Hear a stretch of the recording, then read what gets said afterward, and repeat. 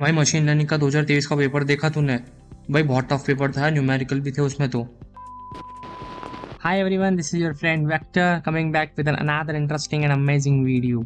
तो इस वीडियो में हम लोग बात करने वाले हैं मशीन लर्निंग के लास्ट ईयर पेपर्स का एनालिसिस के बारे में। देखो, मशीन लर्निंग का 2023 का पेपर बहुत ही टफ आया था, मतलब इतना टफ भी नहीं था, पहली बार देखोगे तो बहुत टफ लगेगा। तो इस वीडियो में हम लोग 2020 से लेके 2023 तक के जितने मेरे को ऑनलाइन पे पेपर मिले हैं गूगल पे, उतने हम आज पूरे रिव्यू करेंगे, उनको समझेंगे कि कैसे उस पेपर को अप्रोच करें। एंड आज की जो वीडियो के अंदर हमारे दो मेजर पॉइंट्स होंगे। पहला वाला पॉइंट ये होगा कि जब हम पेपर देखेंगे तो हम ये चेक करेंगे कि क्या जो हमने इंपॉर्टेंट आपको दिए हैं शॉर्ट्स के अंदर, क्या उनमें से आप क्वेश्चंस बना पा रहे हो पेपर में, और सिर्फ अगर वही पढ़ के जाते हो तो हमें कितना नंबर मिलेंगे। सेकंड हमारा ये पॉइंट रहेगा इस वीडियो में कि अगर मान लो कि कोई सा क्वेश्चन ऐसा है जो हमारे शॉर्ट्स वीडियो के अंदर नहीं और इंपॉर्टेंस के अंदर नहीं था और आप पढ़ के नहीं गए, तो उस क्वेश्चन को हम कैसे अप्रोच करेंगे। तो आज की वीडियो बहुत ही कमाल की होने वाली है। तो चलो वीडियो में बढ़ते हैं डायरेक्टली। तो वीडियो में आगे बढ़ने से पहले मेरी एक रिक्वेस्ट है आप सभी से कि आप प्लीज़ वो शॉर्ट वीडियो देखें important question for machine learnings की, और उनको कोशिश करें कि वो क्वेश्चंस आप मैक्सिमम से मैक्सिमम क्वेश्चंस को प्रिपेयर भी कर लें। तो सबसे पहले हम 2020 का पेपर उठाने वाले हैं मशीन लर्निंग का, जो कि बीटेक में आया गया था 6 सेमेस्टर में। 2020 दिसंबर में पूछा गया था मशीन लर्निंग का पेपर। तो इसको हम पूरे तरीके से एनालिसिस करेंगे, उसके बाद हम 2022 का और 2023 का पेपर देखेंगे। मुझे 3 पेपर ही इंटरनेट पर मिले थे, तो हम इन 3 को एनालिसिस करेंगे।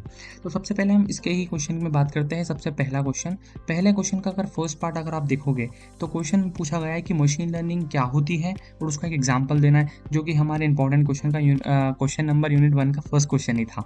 अब यहाँ पे एक चीज़ उन्होंने पूछा है, perspective and issue of machine learning. तो देखो, इश्यूज ऑफ मशीन लर्निंग के अंदर तुम लिमिटेशंस ऑफ मशीन लर्निंग लिख देना।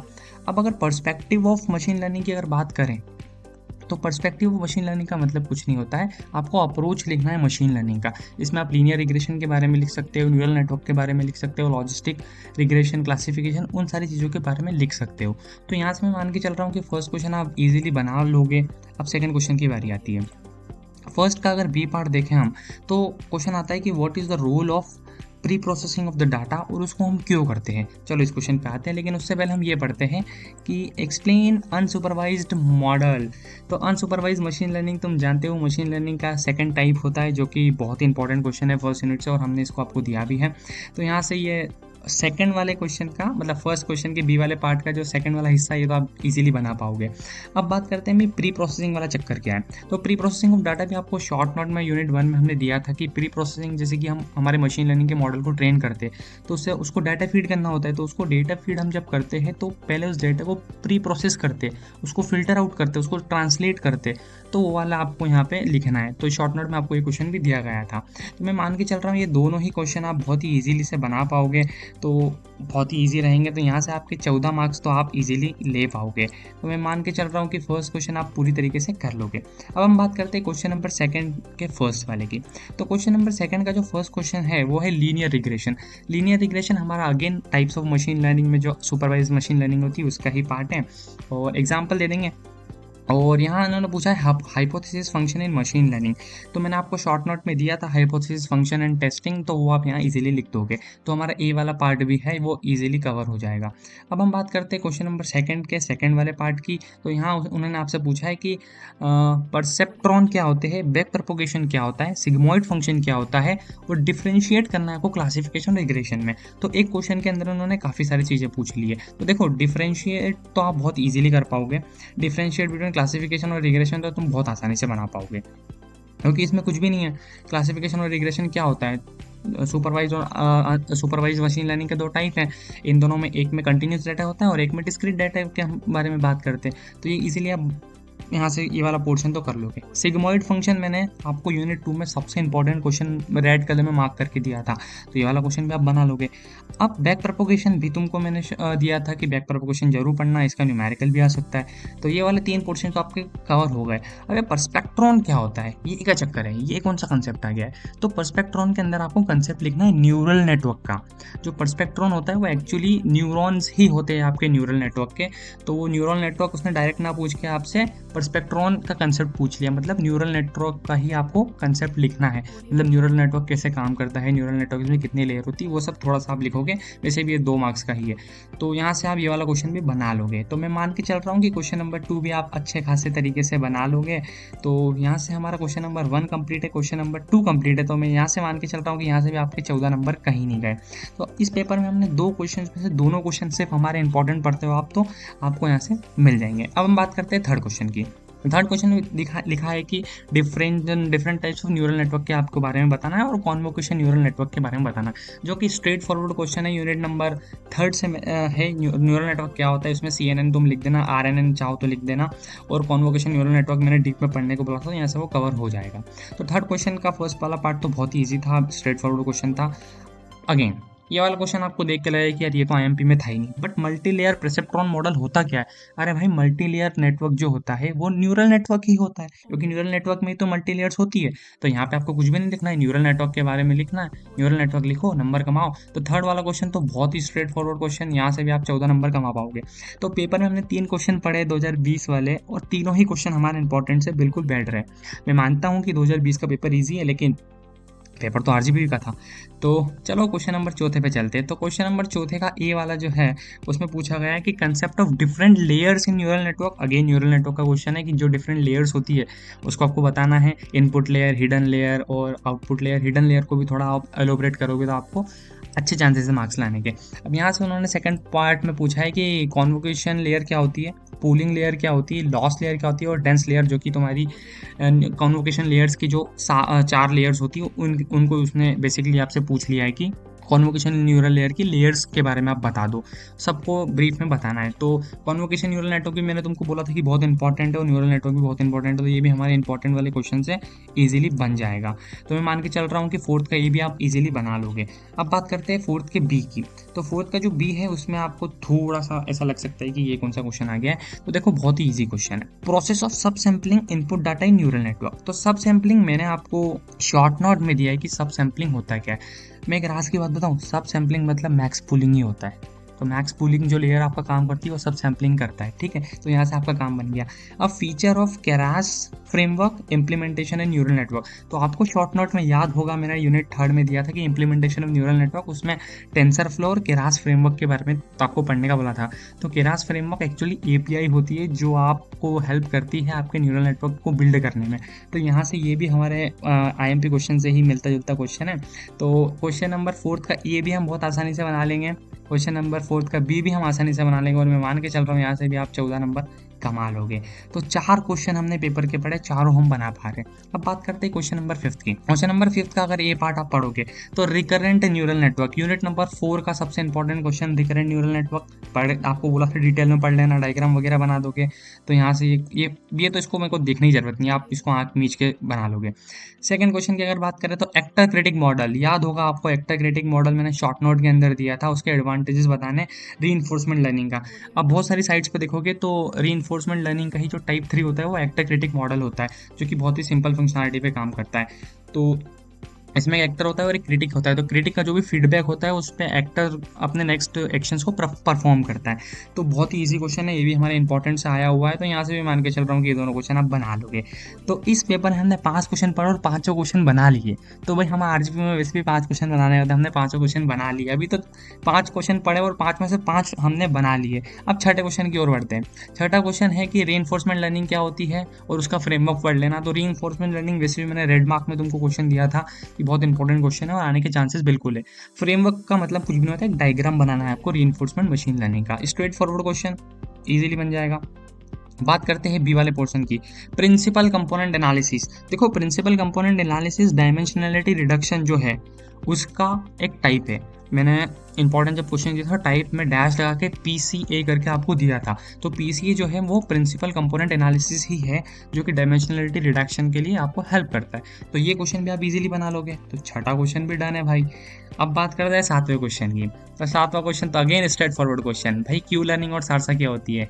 Unit number 4 important question, Saharsa और क्यू लर्निंग दोनों ही रीइंफोर्समेंट लर्निंग में काम आती है। दोनों की दोनों एल्गोरिदम है। एल्गोरिदम अगर यहाँ पे लिखा है कि भाई व्हाट इज सारसा एल्गोरिदम, तो आपको एल्गोरिदम नहीं लिखना है, थ्योरी ही लिखना है, थ्योरी ही लिखना है, ठीक है। तो ये फर्स्ट वाला क्वेश्चन भी आप बना लोगे। अब बात करते हैं बी वाले पोर्शन की। बी वाले पोर्शन में बोला है कि difference between iteration policy value iteration and policy iteration, ये भी मैंने आपको इंपॉर्टेंट क्वेश्चन के अंदर दिया था और एमडीपी आपको शॉर्ट नोट में दिया था। तो ये वाला क्वेश्चन भी आप मान के चल लो, मैं मान के चल रहा हूँ कि ये वाला क्वेश्चन भी आप बना लोगे।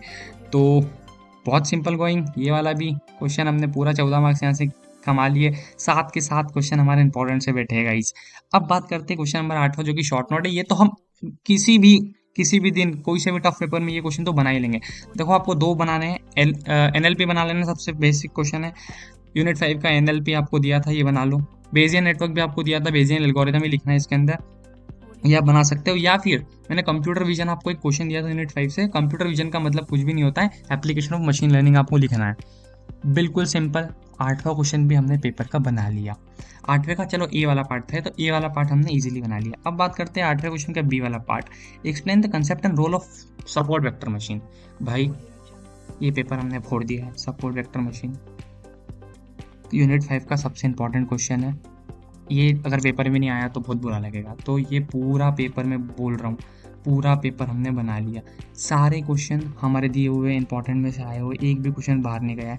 हाँ, कुछ जगह पर स्पेक्ट्रॉन मॉडल या मल्टी लेयर नेटवर्क के अंदर आपको थोड़ा सा लगा होगा, लेकिन उसमें न्यूरल नेटवर्क ही लिखना है। तो मैं मान के चल रहा हूँ 2020 का पेपर तो बहुत ही ईजी था। कोविड वाला टाइम का पेपर भी था, लेकिन हाँ मैं मानता हूँ कि इंपॉर्टेंट क्वेश्चन ज़्यादा आए थे इसमें, तो हमने पूरा 8 के 8 क्वेश्चन बना लिए। तो गाइस 2020 का पेपर तो बहुत इजी था। मैं मानता हूँ कोविड का इफेक्ट हुआ है उस पेपर पे, लेकिन अब 2022 का पेपर देखते हैं जो कि मई के अंदर आया हुआ है।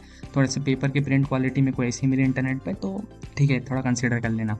तो ये 2022 का पेपर है, मई में पूछा गया मशीन लर्निंग का पेपर है। इसको देखते हैं किस तरीके से हम अप्रोच करेंगे। थोड़ा मैं जूम आउट करता हूँ इस क्वेश्चन नंबर 1 को। तो क्वेश्चन नंबर 1 के अंदर आपको सीधा स्ट्रेट फॉरवर्ड क्वेश्चन जो आपके 2020 वाले पेपर में भी था कि मशीन लर्निंग के डिज़ाइन इश्यूज़ क्या है, मतलब लिमिटेशंस, और अप्रोच क्या है मशीन लर्निंग की। तो पहला क्वेश्चन डन, डस्ट दैट, कोई दिक्कत नहीं। सेकंड क्वेश्चन की ओर बढ़ते हैं। फर्स्ट अभी वाला पूछता है कि स्टैटिक्स थ्योरी क्या है। स्टैटिस्टिकल थ्योरीज के बारे में लिखना है। तो मैंने तुमको शॉर्ट नोट में बताया था कि प्रोबेबिलिटी और स्टैटिस्टिक्स के बारे में थोड़ा बहुत पढ़ लेना। तो तुम इसके अंदर बेसिक स्टैटिस्टिक्स भी लिखोगे ना, तुम्हारा मीन, मोड, मीडियन, एनोवा वगैरह जो डी में तुमने पढ़ा था, तो भी आपका काम हो जाएगा। तो यहाँ से मैं मान के चल रहा हूँ ए वाला बी वाला इजीली बना लोगे। आगे 14 नंबर आई, चलो भाई पास होने के थोड़ा तो करीब आ गए।